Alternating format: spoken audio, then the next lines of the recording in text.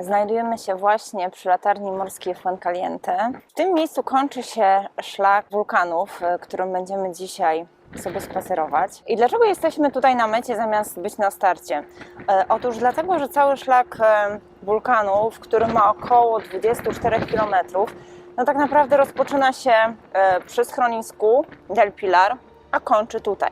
Gdybyśmy chcieli przejść go w obie strony, wyszłoby na dużo więcej tych kilometrów. Dlatego postanowiliśmy sobie na mecie, czyli właśnie tutaj, zostawić samochód.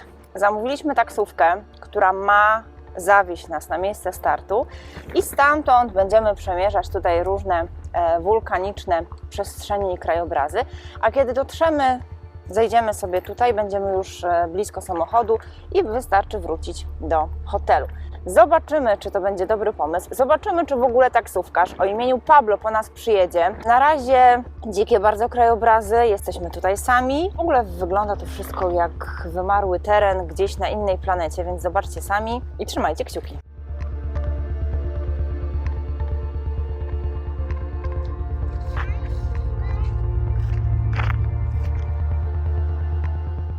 Jesteśmy już na miejscu.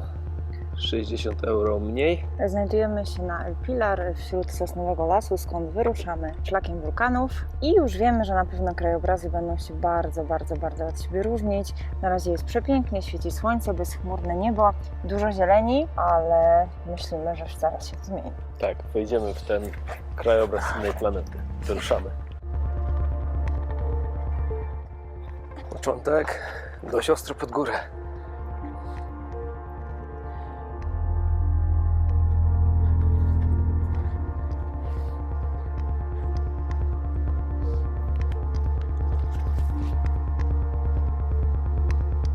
To fajny punkt widokowy, nie? Tak. Jak jest z górki, to można trochę pobiegać. Będzie szybciej. Może zdążymy na obiad. Na chwilę obecną trasa przypomina trochę trasę nad Bałtykiem prowadzącą na plażę. Ładne sosny, a tam gdzieś powinno być morze. Jesteśmy na 1750 metrów nad poziomem morza. Roślinność jeszcze całkiem przepiękna. To śmiesznie wygląda, że masz taki czarny ten i te sosny zielone. Wyszliśmy z lasu. Po 4 kilometrach zaczynają się już krajobrazy bardziej wulkaniczne. 1830 metrów nad poziomem morza.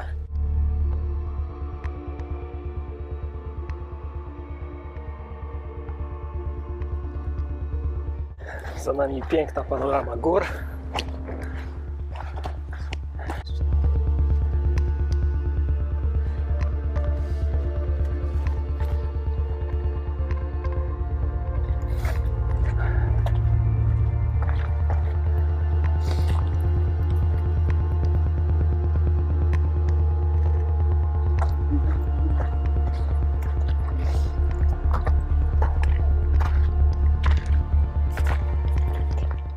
Tutaj mam przed sobą najprawdopodobniej ten najwyższy wulkan na La Palmie, ten, który wybuchł w serialu Netflixa.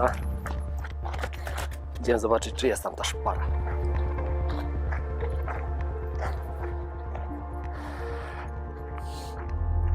Tu na dole widzimy zastygłą lawę, która wygląda niczym błoto.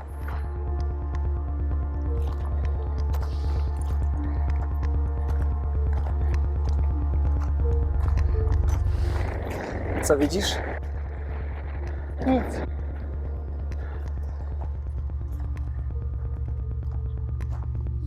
Tutaj pięknie zielono, w oddali góry, ocean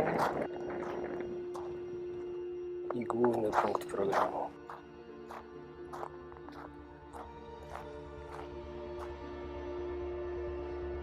Trasa prowadzi raz w dół, raz w górę, raz w dół, raz w górę. Znowu piękny widok na ocean, z drugiej strony na morze chmur.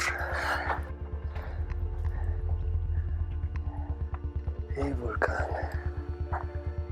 Teraz już chyba będzie w dół. Chyba tak.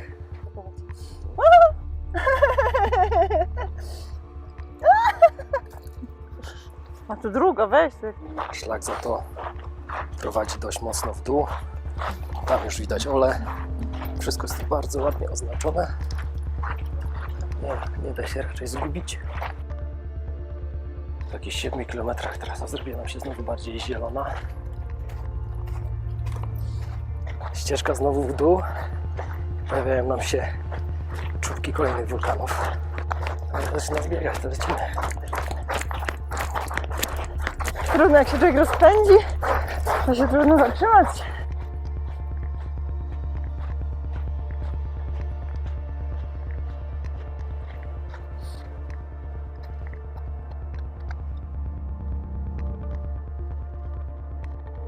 Przed nami kolejny wulkan o takim zabarwieniu pomarańczowym.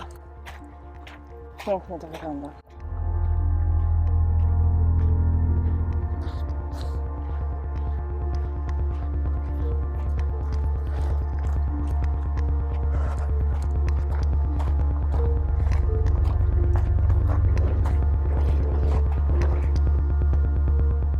Pomarańczowe, co było widać wcześniej, tu jest wulkan de Martin.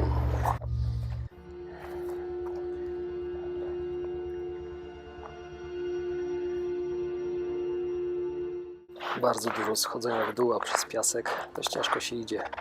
Do tego Ministerstwo Dziwnych Kroków tutaj rządzi.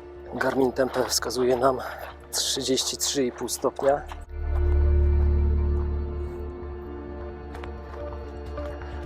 Teraz trasa znowu z pierwotnie wymagającej momentami przerodziła się w taką fajną spacerową.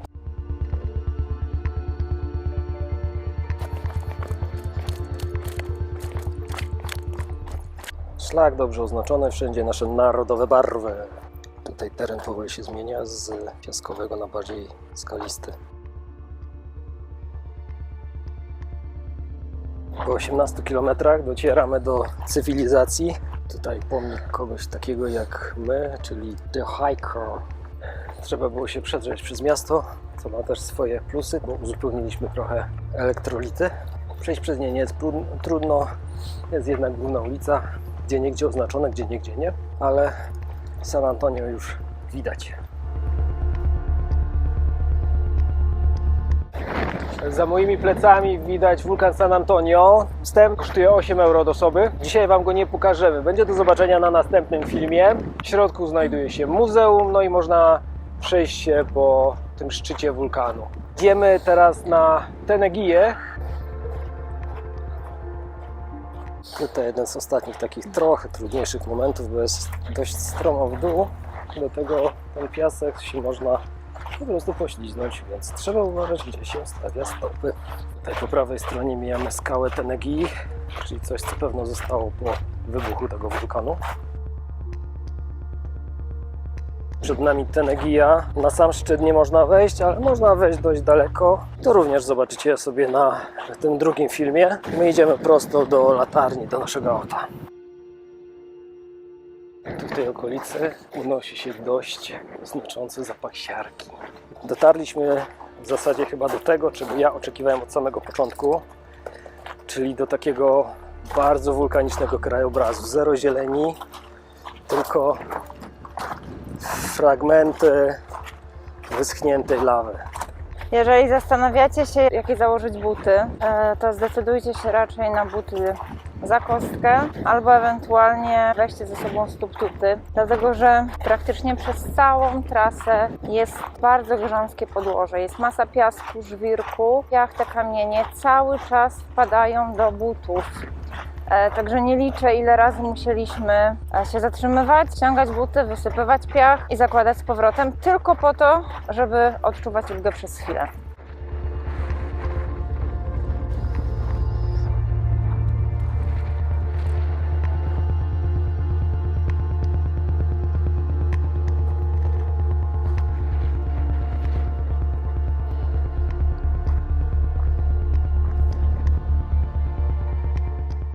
I w końcu po 6 godzinach wędrówki, a po 7, odkąd wysiedliśmy z tego oto samochodu i wsiedliśmy do taksówki Pablo, wróciliśmy do miejsca startu, czyli meldujemy się pod latarnią morską Fuencaliente.